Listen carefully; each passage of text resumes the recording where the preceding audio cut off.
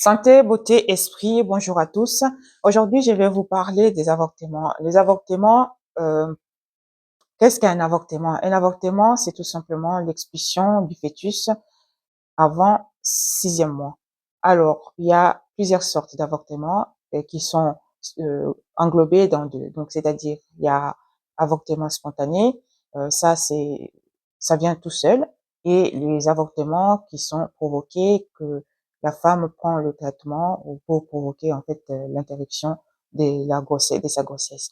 Alors, dans les avortements spontanés, nous avons les avortements qu'on appelle accidentels, et puis nous avons les avortements à répétition, cela c'est tout simplement une maladie abortive, et l'avortement précoce au cours de toute première semaine de la grossesse. Alors, l'avortement tardif, c'est ce qu'on après le 3e mois, ce qu'on appelle avortement tardif. Alors, dans l'avortement tardif, en fait, c'est tout simplement l'utérus en fait qui prend la décision. Enfin oui, parce que le corps parfois se commande, hein. Il prend la décision d'expulser le fœtus. C'est parce qu'il y a parfois des malformations au niveau de l'utérus qu'il y a ces genres d'avortement au bout du troisième mois. Qu'est-ce que ça peut faire? Par exemple, ici je développe en fait l'avortement tardif après le 3e mois. Alors, dans l'avortement tardif dans le 3e mois, nous avons l'œuf qui est vivant, hein. Alors du coup, ben, qu'est-ce qui se passe? En grossissant, le crée en fait cet déséquilibre en fait dans l'utérus, et l'utérus se débarrasse de cet œuf. Et ça peut être en fait dû à des malformations de l'utérus de la femme. Donc, euh, plus cet avortement est tardif, plus il y a les conséquences en fait euh, lorsqu'il y a l'expulsion du fœtus. Parfois, il y a d'autres membranes qui restent à l'intérieur qui créent de l'hémorragie, et aussi ces avortements tardifs euh, qui créent en fait l'expulsion du fœtus après 3e mois, ça peut être dû à plusieurs choses. Malformation de l'utérus de la femme qui est bicorne ou cloisonné, donc qui a d'autres membranes à l'intérieur. Ça, c'est des malformations qui sont congénitales de la part de la femme, qui n'arrive pas à garder l'enfant une fois l'œuf se développe. Donc cet œuf crée en fait ces déséquilibres à l'intérieur de l'utérus, et l'utérus expulse l'enfant, le fœtus automatiquement. Ça peut aussi être dû à parce qu'il y a des femmes qui ont de l'utérus trop petit, et ça pose aussi problème en fait au développement de l'œuf à l'intérieur de l'utérus, ce qui fait que lorsque cette femme qui a cette malformation de l'hypoplasie de l'utérus tombe enceinte, plus l'œuf grossit, plus l'utérus est incapable en fait de suivre le mouvement de l'œuf et expulse en fait ce qui le dérange. Vous voyez, donc c'est dans ces genres de choses. Donc il y a aussi ce qu'on appelle l'abéance des l'isthme. Donc alors cette béance se fait comment? Parce que il y a des femmes qui ont fait beaucoup d'avortements, et lorsqu'elles prennent la décision parfois ça peut être aussi une malformation, hein, et ça peut aussi être dû à des avortements euh, précédents qui ont fait en sorte que la femme, lorsqu'elle prend la décision de garder la grossesse actuelle, donc du coup, cet isthme qui est ouvert, donc ne laisse pas l'œuf se développer comme il faut, et du coup, le muscle utérin expulse le fœtus facilement. Ce que je vais expliquer sur l'isthme qui s'ouvre, la béance lysmique, c'est quoi? Parce que il faut savoir déjà le rôle de ces listhmes au niveau de l'utérus. Ces listhmes en fait jouent un rôle de verrou. Lorsque la femme tombe enceinte, l'isthme se ferme pour conserver en fait l'enfant qui est à l'intérieur de l'utérus. Mais quand il y a cette béance de l'isthme à cause des avortements ou à cause d'une malformation du col de l'utérus, alors à ce moment-là, lorsque la femme tombe enceinte, normalement, il y a cette interruption de grossesse qui arrive parce que l'isthme ne joue pas son rôle de verrou. La béance isthmique peut est causée en fait survient surtout après les avortements répétés ou des interventions sur l'utérus, en particulier le curetage. On fait des avortements à répétition. C'est pour ça, quand je parle de maladies sexuellement transmissibles dans d'autres vidéos, je parle souvent des femmes qui ne font pas attention à leur santé, parce qu'il y a des femmes qui jouent avec leur corps en se disant, surtout nous qui sommes ici en Europe, et même ceux qui sont dans d'autres pays en voie de développement. Donc, en fait, les femmes, elles pensent que aujourd'hui j'ai fait ça et demain ça ira mieux. Non, plus vous faites des pratiques sur l'utérus, plus vous fragilisez en fait ces muscles qui est capable en fait de verrouiller euh, le col lorsque vous êtes enceinte réellement. Donc il y a des femmes qui se font avorter ou qui ont déjà. On peut pas dire seulement que ces femmes-là elles ont avorté, mais il y a des femmes qui ont aussi cette malformation de l'isthme, comme j'ai parlé précédemment dans d'autres vidéos lorsque je parle de maladies sexuellement transmissibles ou d'autres malformations du col de l'utérus. Et cette membrane isthmique donc est, est responsable en fait de protection de l'œuf qui est à l'intérieur de l'utérus. Mais par contre, si c'est abîmé à cause de curtage, à cause des avortements à répétition, à cause des interventions sur l'utérus, alors ça crée ce qu'on appelle cette anomalie, en fait, cette anomalie isthmique qui devient en fait difficile à, à garder la grossesse à terme. Et lorsqu'une femme possède ce genre d'anomalie, on conseille toujours euh, de faire ce qu'on appelle un cerclage pour pouvoir garder un cerclage du col de l'utérus pour pouvoir garder l'enfant à l'intérieur. Sinon, il y a un risque euh, d'interruption des grossesses par avortement spontané. Donc, le premier, c'est sur l'œuf vivant. Alors, il y a ce qu'on appelle aussi l'avortement précoce sur œuf mort, donc qui relève d'un processus différent du précédent.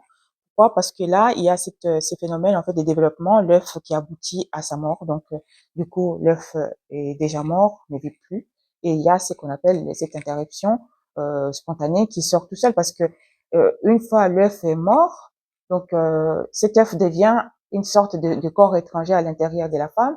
Et comme notre corps se défend, et il expulse en fait ce qui est devenu en fait étranger à sa fonction. Alors, nous avons aussi des causes, ce qu'on appelle les causes génétiques.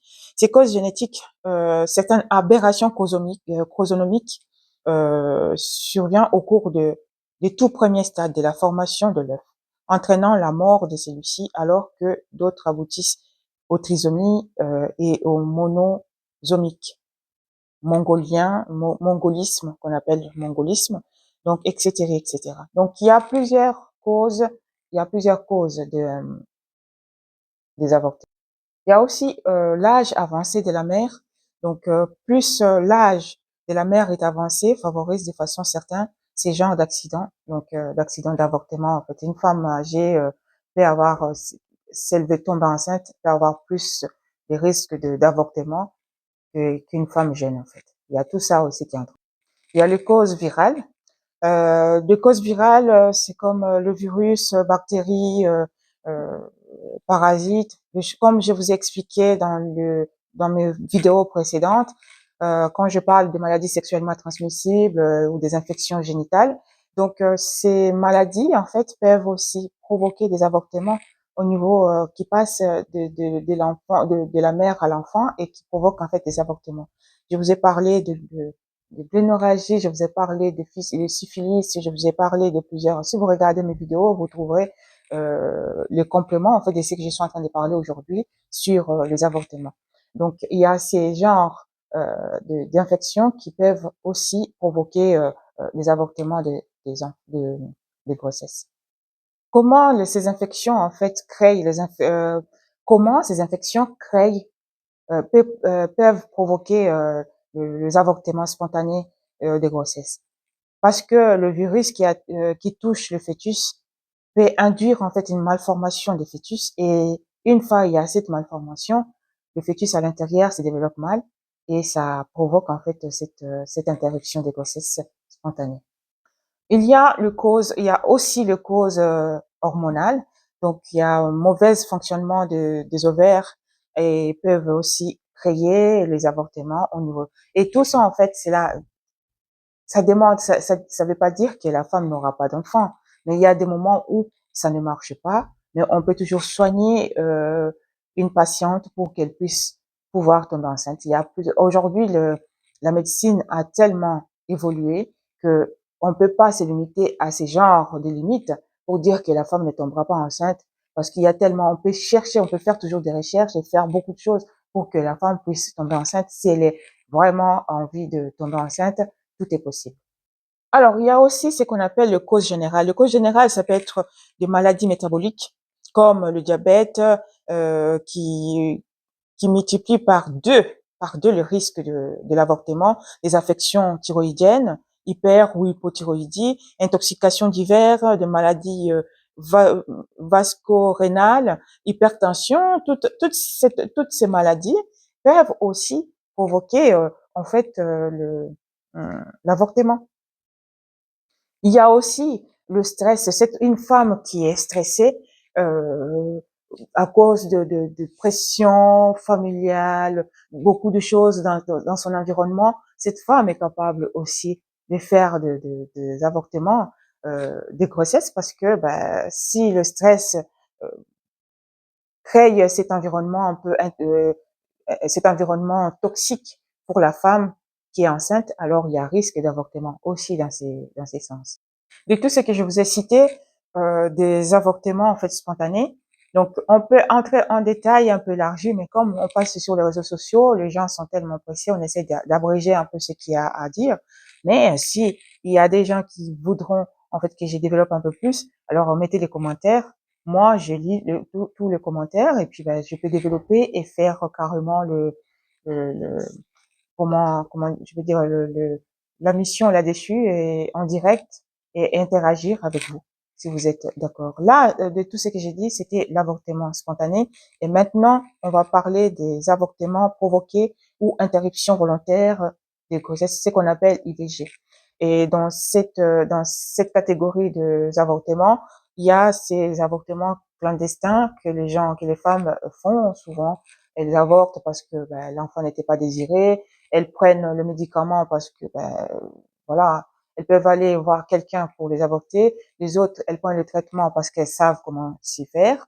Et, et c'est là qu'il y a un souci avec les femmes parce que il y a des femmes qui prennent tellement le risque et parfois, moi je connais beaucoup de mes camarades qui sont mortes parce qu'elles ont pris cette décision un peu ignoble de prendre le médicament d'eux-mêmes, de s'automédiquer pour avorter et finalement, soit ils ont des enfants mal formés parce que ça n'a pas marché, soit elles ont laissé leur vie à cause de ça. Voilà, c'est ou soit l'IVG est faite parce que bon on a découvert que l'enfant est mal formé ou porteur de gènes malades. Alors du coup on pratique ces genres d'avortement, interruption volontaire des grossesses. On pratique ces genres de choses. Il y a aussi ce qu'on appelle euh, donc les avortements qui surviennent à cause de groupes sanguins parce que la mère est négatif et le fœtus est positif et ça crée en fait une sorte de corps étranger dans le corps de la mère. Et la mère rejette à chaque fois l'œuf fécondé parce que cet œuf représente un corps étranger dans son corps. Et ça, en fait, alors ici, qu'est-ce qui se passe? C'est parce que, admettons que la mère, elle est du groupe euh, O négatif, B négatif, négatif c'est-à-dire B moins, A moins, et qu'elle tombe enceinte, que l'enfant qu'elle porte a de rhésus qu'on appelle positif, A plus, A plus ou B plus, O plus, alors la mère développe ce qu'on appelle en fait la destruction, c'est-à-dire que le corps de la mère ressent comme s'il y avait un corps étranger dans son corps et le corps de la mère attaque le fœtus qui porte en fait le rhésus positif. Et ça se soigne. Donc s'il y a eu l'avortement à cause de ça. Et prochainement, on sait qu'il y a ces problèmes et il y a des soins pour ça, pour sauver en fait la grossesse prochaine. Dans tout ce que je vous ai dit par rapport concernant les avortements, il y a ce qu'on appelle les conséquences de tout ça, parce qu'il y a des avortements que les femmes font clandestinement. Alors, ces avortements, souvent, il y a beaucoup de jeunes filles, je vous ai parlé de mes amies proches qui sont mortes, parfois, qui ont eu des conséquences énormes à cause des avortements faits dans des cabines, dans des cabinets de médecins qui n'ont pas, comment je peux dire ça, qui n'ont pas d'expérience des avortements, qui ne sont même pas des gynécologues ni d'obstétriciens. Alors, les femmes se donnent à n'importe qui, n'importe quoi, et ça provoque beaucoup de choses. Et dans ces conséquences, je vais citer en fait ce qu'on appelle la rétention placentaire demeure l'accident le plus fréquent. C'est-à-dire que quand il y a les avortements, parfois les avortements spontanés, il y a ce qu'on appelle il reste des éléments ovulaires en fait dans la cavité utérine qui empêchent la rétraction complète, entraînant l'hémorragie et infection. Alors, vous voyez que parfois quand on fait quand il y a les avortements comme ça, ce qu'il faut faire, c'est d'abord de voir est-ce que l'œuf, le fœtus est bien expulsé. Si il est expulsé, est-ce qu'il est expulsé avec tous ses membres, ses membranes, ou bien il reste encore à l'intérieur. S'il y a l'avortement qui a eu au cours de la vie ou maintenant, là, actuellement, vous continuez à saigner, malgré ça, c'est que tout n'est pas sorti. Il y a toujours ces éléments-là qui restent à l'intérieur de l'utérus qui provoquent l'hémorragie. Ne restez pas à la maison. Ne mourrez pas comme ça parce que ça partira pas seul. Tant que ça restera à l'intérieur de l'utérus, alors ça va saigner, ça va saigner, ça va saigner jusqu'à ce que ça vous vide et que vous mourrez en fait de l'hémorragie. Voilà. C'est pour ça qu'il y a beaucoup des enfants, des jeunes filles, surtout dans le pays où les soins, même dans le pays avec les soins, mais il y a des enfants qui font ça en cachette et qui risquent de mourir. Ça sert à rien de mettre votre vie en danger. Si vous continuez à saigner comme ça alors que vous avez fait cette interruption de grossesse seul, vous avez pris le traitement seul, vous avez fait ça seul, et que vous vous rendez compte que il y a une partie qui est sortie et que là, vous continuez à saigner, vous avez l'impression que vous avez tout expulsé alors que ça continue à saigner. Ça montre que tout n'est pas sorti et qu'il y a encore le reste des fœtus qui restent à l'intérieur de l'utérus. Alors, allez à l'hôpital, faites-vous soigner, faites-vous, je sais pas, perfuser, transfuser ou quoi que ce soit. Ne restez pas à la maison en disant, ben non, c'est des règles abondantes, des choses comme ça, parce que vous n'aimez pas dire la vérité à vos parents. Et les parents ne peuvent pas deviner ce qui se passe parce que nous sommes des parents, mais nous ne pouvons pas deviner ce que vous pensez ou ce que vous faites en cachette. Alors du coup, on va laisser son enfant comme ça s'évider de son sang parce que ben on dit ben c'est les règles, ça va passer, ça va passer. Eh ben ça passe pas, et l'enfant finit par mourir. Et pourquoi? Par ignorance ou parce qu'il voulait cacher son secret et que ben, il veut pas que sa mère sache. Moi, je parle comme ça. Il y a eu une connaissance éloignée qui sa fille avec sa tante. La tante l'a amené se faire avorter. On ne sait pas qui s'est occupé de cet avortement. Et ben, il restait encore de ces éléments à l'intérieur de l'utérus de l'enfant. L'enfant continue à saigner, à saigner, à saigner. C'est sa mère qui s'est rendu compte que son enfant était devenue toute blanche, alors qu'elle comprenait pas ce qui s'est passé à l'intérieur. Alors du coup, elle a amené l'enfant à l'hôpital. C'est là où le médecin lui a dit, mais madame, vous avez bien fait d'amener votre fille parce qu'elle a failli mourir. Apparemment, elle a fait un avortement et qu'il restait encore des éléments à l'intérieur d'elle et c'est ça qui créait en fait le saignement.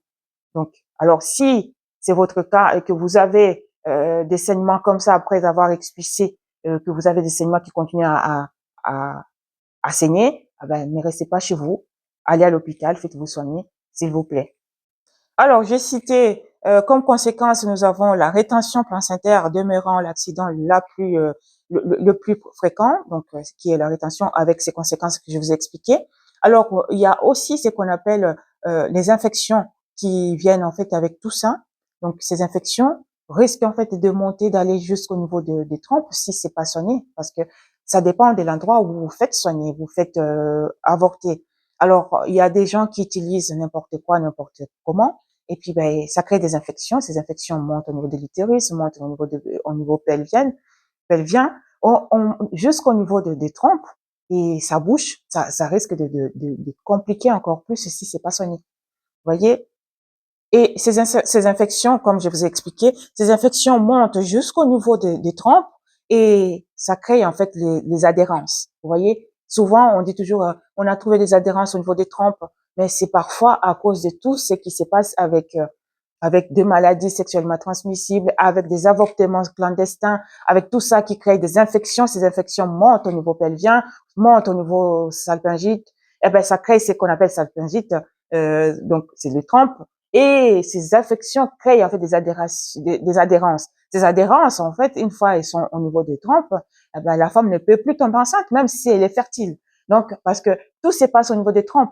Parce qu'il y a ovaire, il y a trompe qui fait acheminer l'œuf jusqu'au niveau de l'utérus. Mais une fois le détrompe bouché, il y a des adhérences.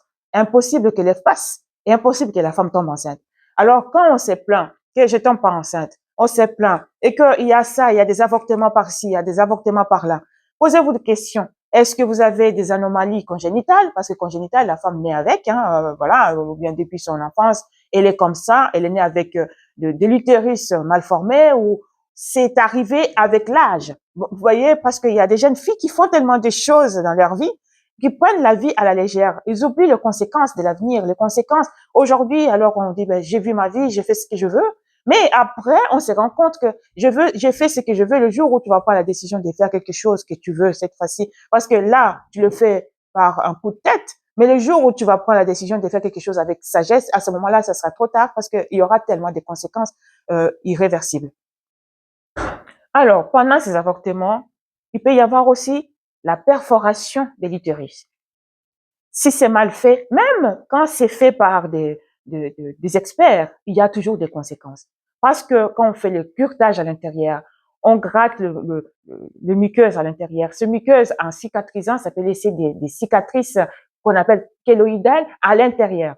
Et quand il y a l'endroit où l'œuf doit s'énider, et on trouve ça, on trouve la cicatrice, eh ben, la femme aura du mal à tomber enceinte. Jusqu'à ce que un œuf, par hasard, tombe à un endroit où il n'y a pas de cicatrice. À ce moment-là, vous allez voir que la femme reste longtemps sans tomber enceinte ou avec des conséquences de ne pas tomber enceinte ou des conséquences des avortements à répétition. Pourquoi? Parce qu'il y a ce genre de choses à l'intérieur de l'utérus. Parfois, c'est naturel, parce que c'est pas naturel, j'ai dit. Parfois, en fait, la femme est née avec cette malformation, mais parfois, il y a des femmes, des filles, qui font en sorte de créer ce genre de choses dans leur vie. Vous voyez, c'est ça aussi, ce que je suis en train de dire à chaque fois. Il faut faire attention avec la vie le corps d'une femme n'est pas un terrain d'essai. Un terrain où tu vas venir, tu vas faire entrer n'importe qui, tu vas faire entrer n'importe quoi, ou faire n'importe quoi avec ta santé, parce que si tu envisages de créer une vie dans ta vie, alors du coup, il faut réfléchir à tout ça. Alors, comme conséquence, comme une autre conséquence, on peut y avoir pendant l'avortement, pas spontané, mais parfois l'avortement provoqué, qu'on appelle les IVG, là, que les femmes parfois vont n'importe où pour se faire avorter. Il peut y avoir aussi ce qu'on appelle l'infarctus utérin, c'est-à-dire que la muqueuse utérine, à cause de produits qu'on injecte dedans, voyez, à cause de produits, à cause des choses qu'on injecte dedans, ça peut créer en fait ce qu'on appelle nécrose. Nécrose, c'est quoi? C'est mort des tissus. Donc, les tissus à l'intérieur sont morts. Alors, quand les tissus sont morts, l'œuf ne peut plus s'énider à l'intérieur. Alors, si on nettoie cette nécrose-là, on nettoie toute partie qui est à même de recevoir l'œuf fécondé. Donc, du coup, une fois l'utérus est nettoyé comme ça à l'intérieur, tout ce qui pouvait acquérir en fait l'œuf fécondé s'est enlevé ou nettoyé, ou on a intervenu là-dedans parce qu'il y a eu ces problèmes d'infarctus de muqueuse utérine. Donc, du coup, ceci fait en sorte que la femme aura du mal à tomber enceinte. Donc, il faut réfléchir aux conséquences de tout ce que nous faisons sur cette terre. Parce que tout se paye ici-bas. Si un jour tu as envie d'avoir des enfants, il faut réfléchir à tout ceci. Il peut y avoir aussi ce qu'on appelle la septicémie. La septicémie, c'est tout simplement le germe qui est redoutable, qui pénètre en fait dans le sang et qui peuvent aussi être souvent les jeunes filles qui meurent à cause des avortements provoqués. Elles meurent à cause de septicémie. Elles meurent à cause de septicémie, parce que par exemple, tu t'es fait avorter, tu saignes, tu saignes, tu saignes, même si le saignement s'arrête, il y a ces problèmes parce que après ça, on pense même pas à prendre le traitement pour soigner les infections. Parce que quand il y a des saignements comme ça, il faut savoir qu'il y a toujours des infections qui viennent après. Alors, quand c'est comme ça, il faut être suivi par un vrai médecin. N'est pas aller, moi je parle de ça, des conséquences. En fait, j'ai vendé, en fait, quand j'étais en Afrique, j'ai vendé à la pharmacie. J'ai vu tellement de choses, des jeunes garçons qui viennent me demander, parce qu'ils m'ont vu à la pharmacie, parce que comme je suis dans la pharmacie, je suis à même de conseiller comment avorter, quels médicaments qu'il faut donner, des choses comme ça. Et je n'ai jamais, je tiens à vous dire que je n'ai jamais conseillé qui que ce soit pour ce genre de choses. Parce que j'ai toujours dit, franchement, la vie de quelqu'un, c'est précieux. Hein. Donc, on peut pas jouer avec la vie de quelqu'un. On peut pas jouer avec la vie de quelqu'un. J'ai vu les jeunes filles mourir en Afrique. J'ai vu les jeunes filles mourir à cause. Mais les parents, ils sont aussi dans l'ignorance. Ils peuvent pas savoir pourquoi leur enfant est décédé. Ils peuvent pas. Et quand on n'a pas cette connaissance de se dire que ma fille, elle est décédée comme ça, elle a fait de la fièvre, elle est morte. On l'a trouvée, elle est morte dans la maison, alors que cette fille a avorté, elle n'a pas pris des antibiotiques, elle n'a pas pris le traitement qu'il faut, on l'a pas suivi. Eh ben, du coup, elle finit par mourir jeune. Pourquoi? Parce que elle s'est laissée embarquer dans des choses qui la dépassent, tout simplement. Vous savez, chez nous, là, les jeunes filles se font avorter. En Afrique, je parle. Les jeunes filles se font avorter dans les dispensaires. Les jeunes filles se font avorter chez le guérisseur. Les jeunes filles se font avorter dans les rues parfois, hein, parce qu'elles sont tellement désespérées pour ne pas faire la honte à leurs parents. Alors du coup, elles sont prêtes à tout pour enlever cette honte à leurs parents. Mais elles se mettent en danger en faisant ça. Elles se mettent vraiment en danger en faisant ça. Vous voyez, c'est quelque chose qu'il faut. Euh, J'essaie de dire ça parce que j'ai vu tellement de choses. Aujourd'hui, je travaille à l'hôpital, ça n'a pas changé, sauf que ici, les jeunes filles, elles sont prises en charge à 100%. Elles sont soignées comme il faut. Parfois, on arrive à rattraper la vie des autres et les autres passent comme ça. On peut te soigner, tu es guéri aujourd'hui, mais ça reste dans la tête, ça s'efface pas.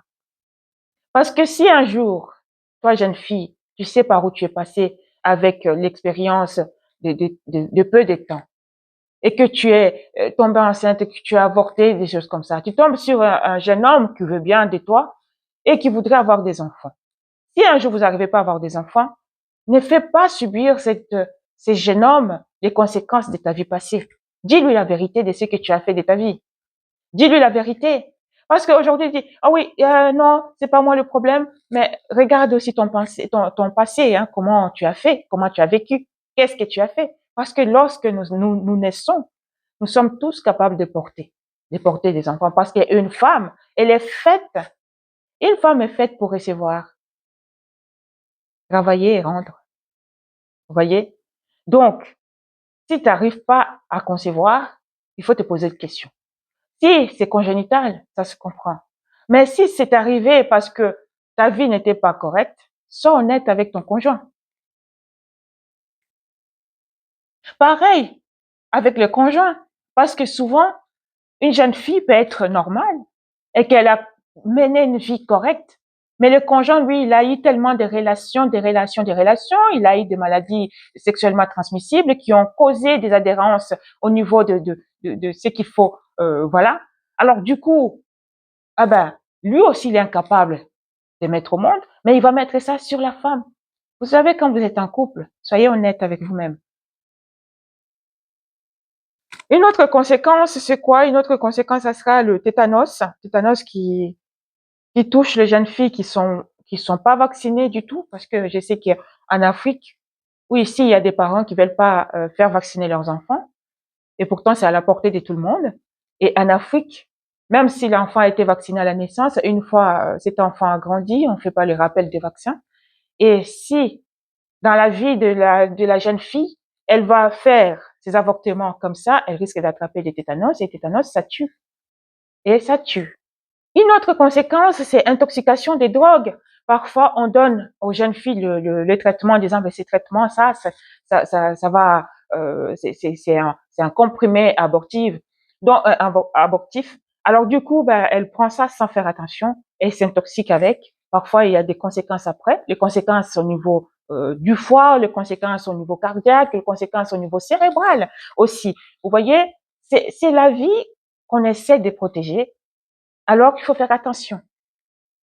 Une autre conséquence plus dangereuse encore, en fait, à cause de tout ça, il y a ces problèmes des thromboses qui risquent de faire, vous voyez, une jeune fille comme ça, on dit mais oh là là, elle est jeune, qu'est-ce qui s'est passé? Ben, elle a fait une thrombose qui est montée jusqu'au niveau du cerveau. Le cerveau, ben, vous trouvez des jeunes filles paralysées ou qui sont restées des légumes ou qui meurent, hein, parce que ben, le nerf, vous savez, les conséquences neurologiques, c'est très important.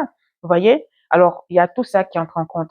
Le point de départ, c'est quoi? C'est l'utérus. Parce que quand il y a tout ce que je vous ai donné comme conséquence au niveau de l'utérus, il y a nécrose des cécilles, il y a ces infections qui montent, il y a tout ça. Le point de départ, ça peut être ces niveaux-là de l'utérus à cause des avortements clandestins ou parfois des avortements qu'on fait même dans les hôpitaux et on se retrouve avec ces conséquences de la vie. C'est très, très, très important de faire attention à votre santé. Dans tout ça, qu'est-ce qui est encore qui pose problème dans tout ceci que je vous ai dit sur les avortements? Alors, les conséquences encore psychologiques et tout ça, il y a ce qu'on appelle les séquelles qui sont essentiellement, donc les séquelles qu'on peut en tirer dans tout ça, c'est la stérilité par lésion des trompes et des l'utérus et le béance ismétique. Le béance ismique, pas ismétique, mais ismique. Donc, responsable d'avortement ou d'accouchement prématuré. Donc, vous voyez, il y a tout ça qui entre en compte. Quand dans la vie vous êtes, je suis stérile, vous savez, la nature quand elle crée quelque chose, même la graine qui ne fonctionne pas, pour que la graine, pour savoir que cette graine ne pousse pas, mets-la en terre et tu verras que cette graine, même si elle met du temps à germer, elle germera. Quand on nous a fait la nature, quand la nature a fait l'homme, lui a donné tout ce qu'il faut. Maintenant, il faut savoir que dans les temps qu'on nous donne sur cette terre, qu'est-ce qu'on fait de ces temps-là? Qu'est-ce qu'on fait de notre vie? Vous voyez? Alors, on peut faire n'importe quoi parce qu'on est jeune, on s'amuse, on va ici, on va là-bas, on va avec qui on veut, on fait ce qu'on veut. Mais lorsque on va prendre la conscience de ce qu'on fait